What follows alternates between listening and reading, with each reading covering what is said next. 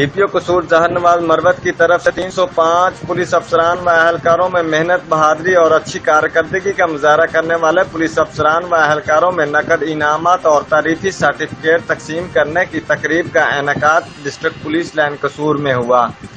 تقریب میں 1 ملین روپے کی انعامی رقم پولیس افسران و اہلکاروں میں تقسیم کی گئی۔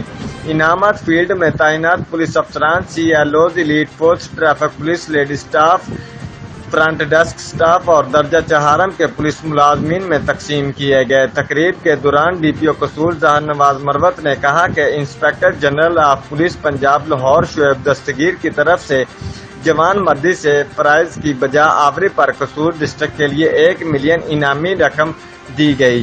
اس حوصلہ افزائی پر ہم IG پنجاب کے مشکور ہیں۔ رپورٹ مار Basharat Siddiqui, divisional bureau chief, Geo Express News Lahore.